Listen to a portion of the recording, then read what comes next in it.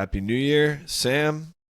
For those celebrating Elevation Nation, Happy New Year to you as well. It is September 25th. No guest this week on the podcast, just Sam and myself. Obviously, we're not going to release an episode on the Jewish holiday, but we're back with another episode of Fortitude in 15. Sam's back in D.C. after some time spent in Chicago. I'm back in New York City after some time spent in Baltimore. Got some time to reflect with the new year, and we just wanted to get back together and talk about the new year. What's up, Sam? What's up, Parker? L'Shana Tova, a sweet, happy, and healthy new year to you and the fam. I love this time of year. It goes from being summer to just crisp fall. It was still a little warm, but I love the weather out, and I absolutely love being able to go to temple and reconnect with myself, with my roots, and my family. And so, beautiful tradition, headed to Chicago. Got to spend some time with my extended family there for a bit and just felt like home. It was nice. I'm glad you got to see family. Be in Maryland. You know, I did not go to synagogue this year, and I'm going to be authentic about it. Like, sometimes I feel I miss it. My mom called me. She went to synagogue. She's like, "You're not going." I'm like, "Nope, not this year." But I wish I was, because I actually really do enjoy not only the prayer aspect, but it's very peaceful. There's something about it. There's something really special. I know you probably got to hear the shofar blown a couple times, and that noise is obviously unique to Rosh Hashanah, but it is a very peaceful thing to sit through, I think, a Rosh Hashanah service. So I missed that. Any big takeaways from the sermon that the rabbi gave, or maybe a thought that you had as you prayed away? I have many thoughts. Yeah, I went twice. I went a couple nights ago, evening service and then morning service. So I heard two different sermons. But Parker, I think I want to hit on a point that you said. Whether you're Jewish, you're Christian, you're Muslim, whatever religion you practice, there is something nice about going back to your roots. And for some people, that's, Christmas dinner or family traditions. For me, it's going back to temple, because that's where I used to go every Friday when I was little with my family. We'd go, maybe not every Friday, but many Fridays, to Shabbat services at my temple. And I hated it back then. I thought it was so boring. And now, as I've gotten older, I think this extends beyond just religion. We look for things that bring us back nostalgia from our childhoods, right? To make us feel young. And I've been feeling that more than ever now that I turned 30, of finding those moments of joy that bring us back to that place when times were simpler, right? When you were just a kid and you had your family and you had dinner afterwards and you got to hang out with friends. A simpler, more peaceful time. And so going to synagogue this year really brought me back to that. One other thing that I noticed too, Parker, I'm not sure if you agree with this. One thing that's unique about Judaism is, of course, for Parker and myself, we didn't grow up super religious. So many of the prayers are done in both Hebrew and English. And for us, we've memorized many of the prayers that are done in Hebrew, just from hearing them over and over again. It's like a song. I don't know about you, Parks, but you said, synagogue is peaceful for you. To me, it's almost like a meditative state, because I actually don't know the words that I'm saying. It's like singing a song that you know the rhythm and the hymn, but you don't actually know truly what every word means.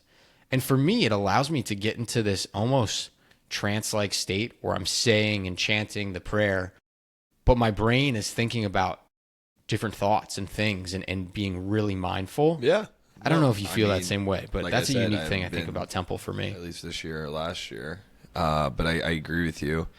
Also, I grew up in a synagogue. At least they never spoke English at the yeah.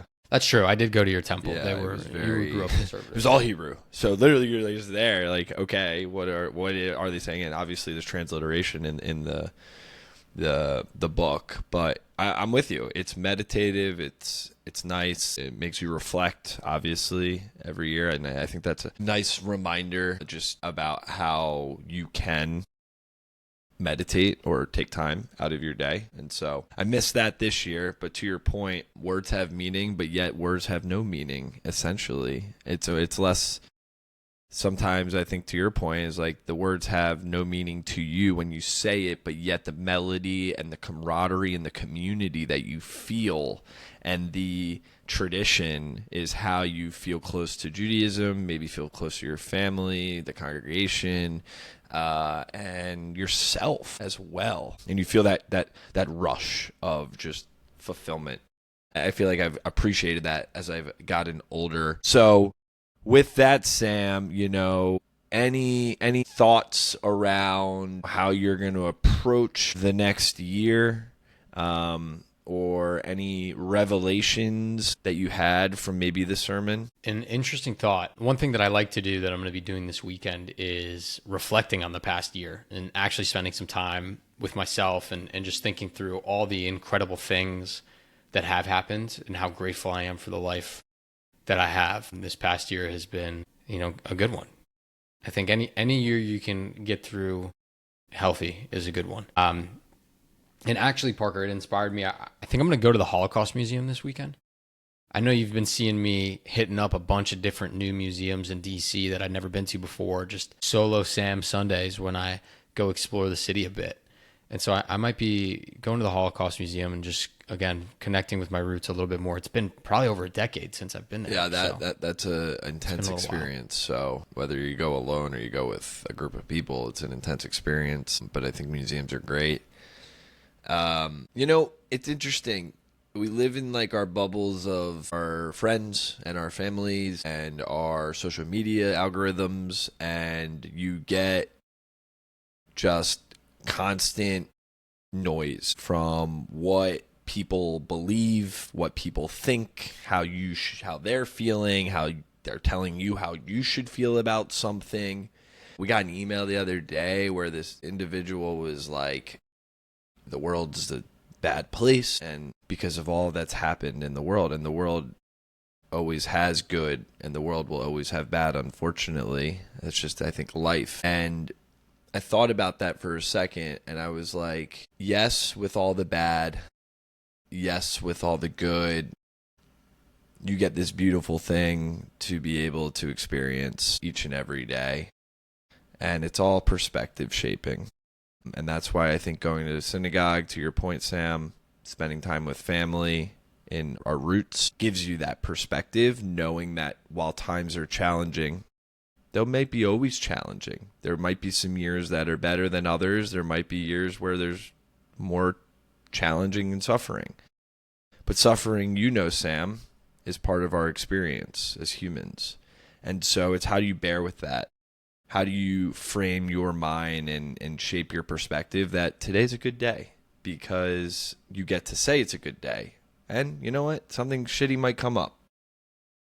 And hopefully it's not as shitty as, one would hope or think about. So I just think it's all perspective shaping, and the world, yes, has flaws. The world is, whether it's a political flaw, what's happening in the world, like you think one way or the other about the crappiness of the world.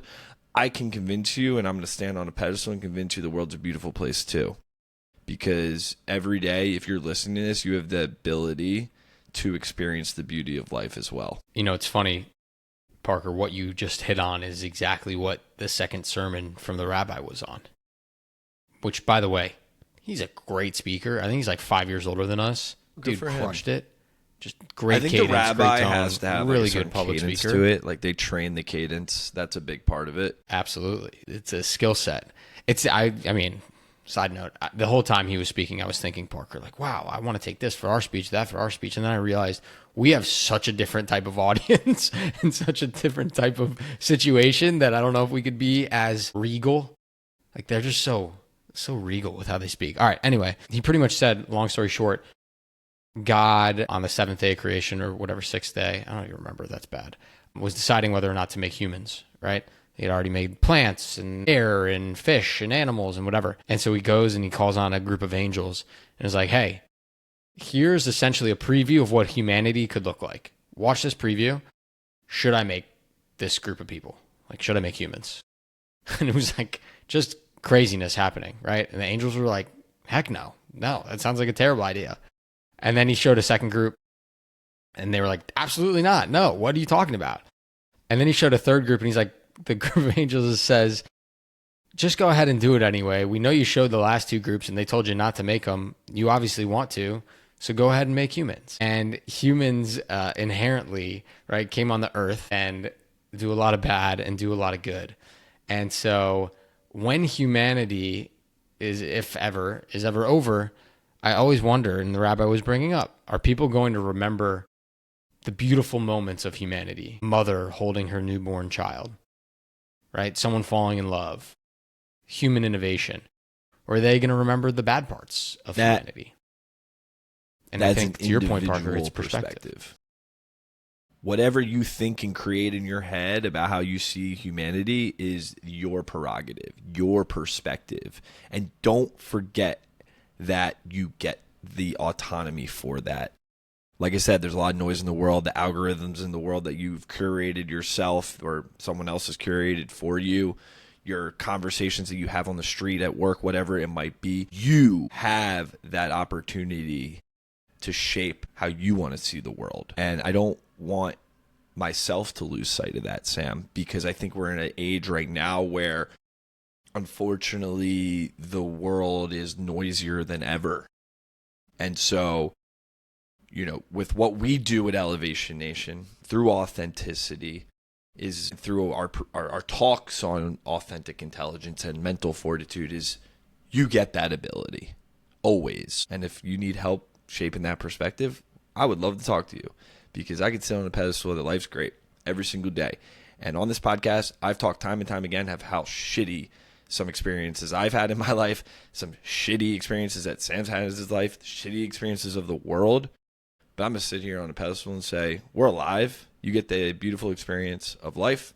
Boom. Happy New Year. It's a new year. It's a new dawn, a new day, and hopefully some good challah and honey. Because I don't do apples and honey. Remember that. You can do peeled apples. No. I thought you could. All right.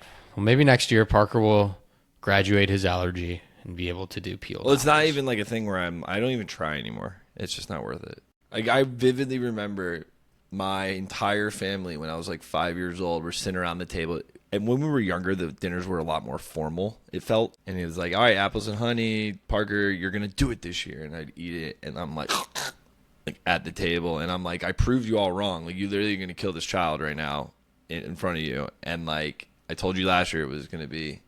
But yeah, all the parents were like, no, this is the year. This is the year. No, I gave up on that. And I think they did too. But every year they're like, oh, Parker, you can't eat apples? I'm like, what do you mean? You ask me that every single year. 29 years old. Parker with the glasses, can't eat apples, but we still love you nonetheless. L'Shana Tova, Happy New Year to those that are celebrating. And if not, hopefully this gave you a little pause and a step back on the reflection of life and how we don't always have to wait until a new year or a birthday to reflect on the beautiful things in life. L'Shana Tova. Until next week. Peace.